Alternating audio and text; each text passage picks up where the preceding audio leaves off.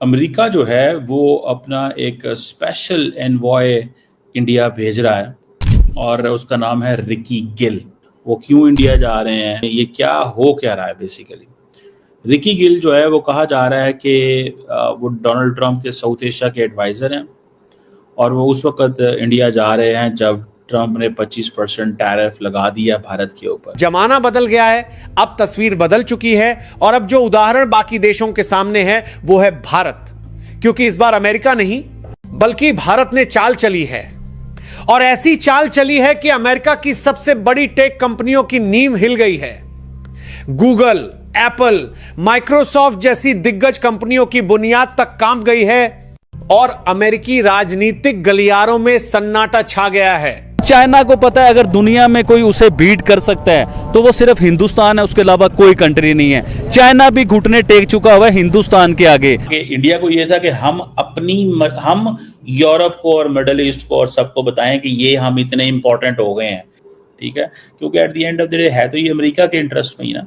So there is a possibility of everything, कुछ भी हो सकता है, कैसे भी हो सकता है। ट्रंप साहब ने तेल असम में निकाला है और तेल वाकईतन उसने पाकिस्तानियों का ही निकाला है।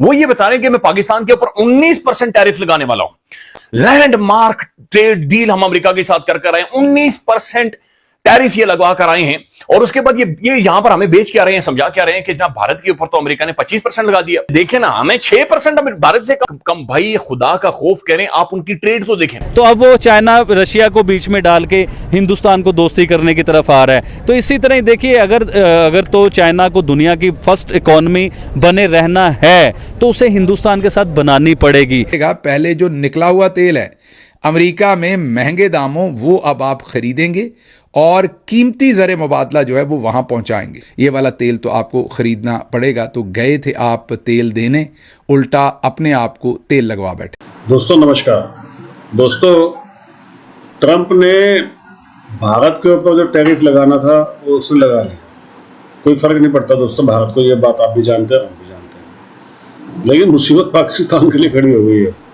वो सोच रहे थे कि भैया कुछ भी नहीं होगा, हमारे को भारत पे इतना टैरिफ लग जाएगा, 19% उन पर लगा दिया।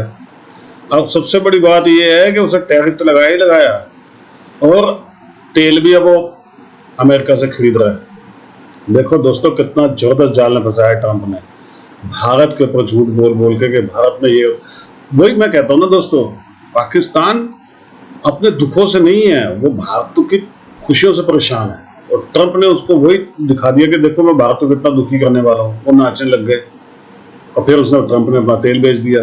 अब सोचिए दोस्तों, 12,000 किलोमीटर दूर से तेल आएगा पाकिस्तान में, जो आज 290-300 रुपये का बिक रहा है वो 800-900 रुपये का बिकेगा।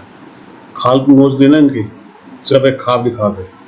अब भारत के अंदर इनका एडवाइज़र भी आ रहा है, चीमा परेशान हो रहा है, क्योंकि आप जानते हैं ना भारत अपना कॉरिडोर तो बनाएगा ही जो यूरोप तक जाएगा और अमेरिका उसमें साथ में है, क्योंकि चीन को पीछे करना है।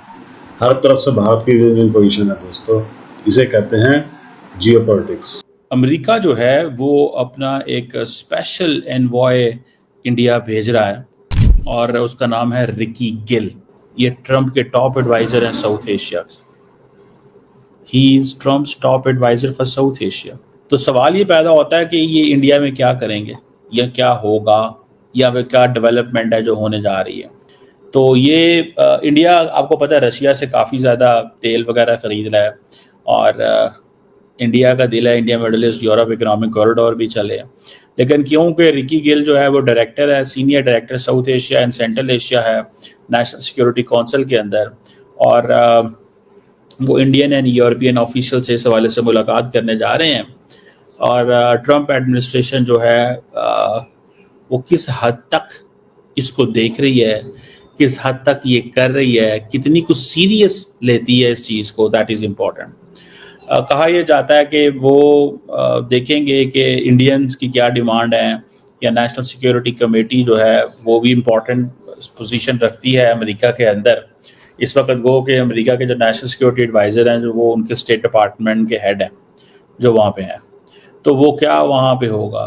अब इसमें सुनने में आ रहा है कि अगस्त के अंदर एक समिट भी हो रही है IMEC, जिसमें यूरोपियन और वेस्ट एशियन ममालिक के डिप्लोमेट्स आएंगे, लीडर्स आएंगे, और ये एक planned economic and trade corridor है जिसमें इंडिया यहाँ से चीज़ें कनेक्ट करेगा, मिडल ईस्ट लेके जाएगा, यूएई, सऊदी अरब, वहाँ से चीज़ें चलेंगी और इजराइल और बाकी जगहों पे जाएंगी और ये सिचुएशन जो है वो डेवलप होगी।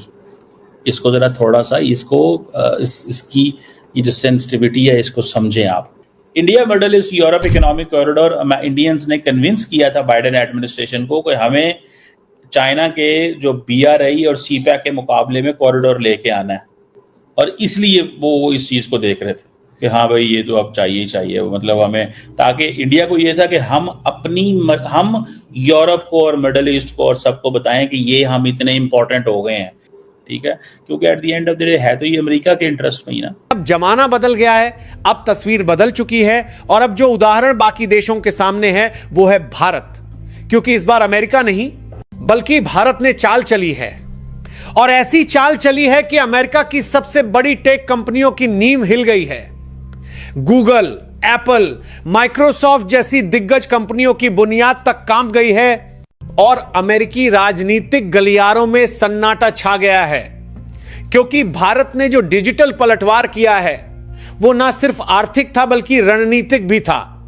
ऐसा कदम जिसने पूरी दुनिया को यह सोचने पर मजबूर कर दिया कि अब अमेरिका नहीं, भारत है वो देश जो नियम बना भी सकता है, लागू भी करवा सकता है और उनका पालन ना करने वालों को घाटा भी दिखा सकता है। ट्रंप साहब ने तेल असम में निकाला है और तेल वाकईतन उसने पाकिस्तानियों का ही निकाला है।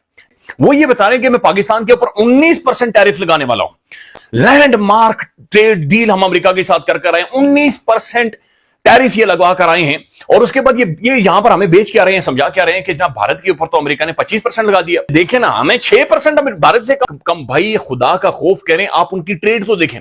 पाकिस्तान की हार्डली अमेरिका के साथ जो ट्रेड है $7-8 बिलियन की और इंडिया $150 अरब या शायद उससे ज्यादा या अराउंड। डोनाल्ड ट्रंप ये कह रहा है कि असल में पाकिस्तान अमेरिका से 1 मिलियन बैरल तेल खरीदने वाला है और अगले महीने जो पहली शिपमेंट है वो पाकिस्तान के अंदर आ जाएगी, यानी कि 1 मिलियन बैरल अमेरिका से पाकिस्तान तेल खरीदेगा। अब ये समझ से बाहर है कि हमारे पड़ोस में मिडिल ईस्ट बैठा हुआ शेख सारे वो सारी जिंदगी तेल बेचते रहे।